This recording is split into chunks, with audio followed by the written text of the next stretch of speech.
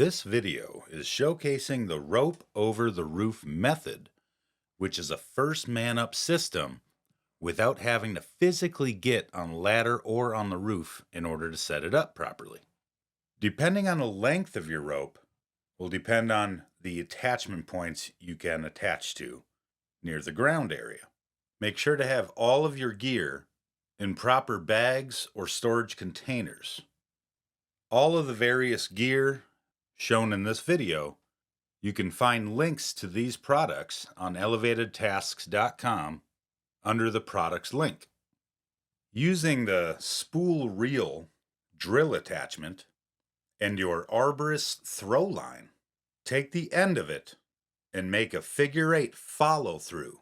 With the figure eight follow through, it's the same as a figure eight, but you just get the process started with making your eight, passing the top of the line through, and you take that same end of the line and put it through whatever your throwing ball or mechanism will be, and then simply follow the same pattern of that figure eight that you started before you pass the end of the rope through your throw ball mechanism. Now, this throwing ball is simply just a rubberized dog throw toy that you can find online. Cinch up the throw line onto your throwing ball, and I would recommend practicing this a couple times at your own house prior to doing it on a client structure in the field. Depending on the weight and the size of the ball and how much line you have to throw it will dictate the power and force. Whatever throwing mechanism you use, make sure that it's not heavy enough to smash glass, but still heavy and buoyant enough to bounce down and off of different penetrations that may be on a rooftop, so it won't get stuck and it'll follow all the way down. Now, this reel line rig that you can attach to a drill was devised for fishing line, but we found that it works really well for use with the arborist throw lines.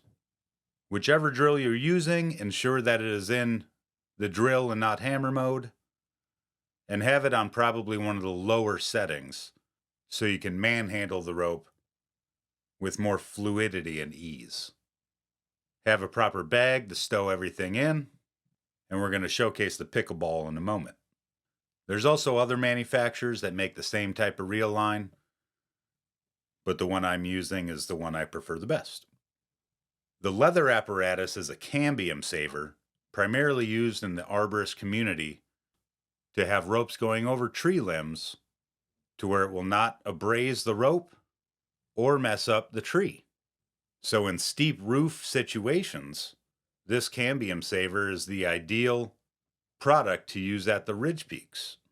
Simply put the end of your rope through the cambium saver, and then you'll take the end of your arborist throw line and put that through the head of the pickleball.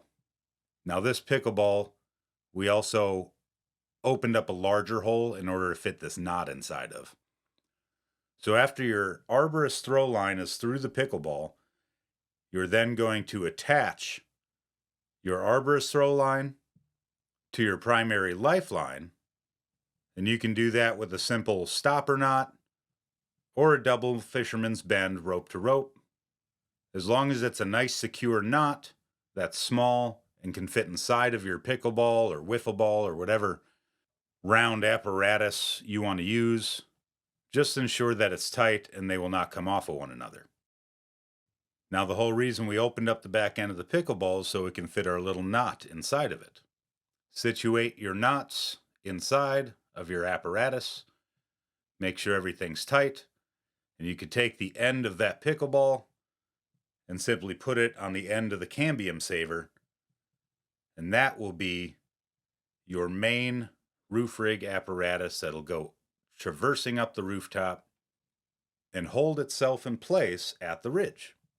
Now you're getting your rope set up on the exterior in a zigzag pattern on the ground. That way, when you throw it up to the roof, it won't snag up. Get a proper throw. Obviously, double check the opposite side of the roof to make sure you're not going to hit something or someone.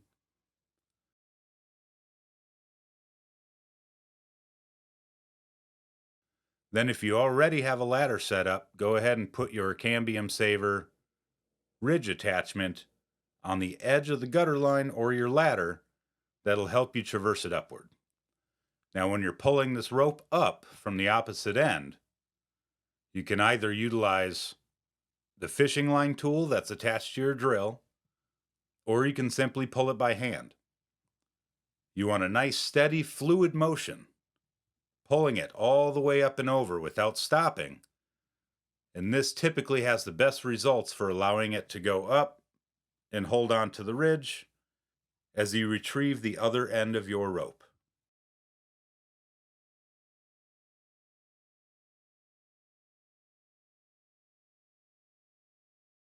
Then simply unattach everything, and you can anchor both ends of your anchor points to various anchors on the ground.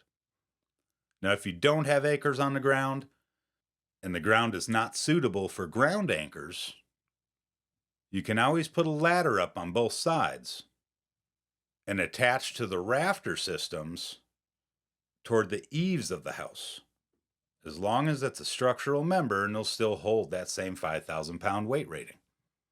If you have one end of a rope and you're only attaching the other end to an anchor, ensure that your rope either touches all the way down to the ground, or if your rope is not long enough to attach all the way down to the ground, ensure that you have a stopper knot in the end, which will prevent you from falling off of that rope.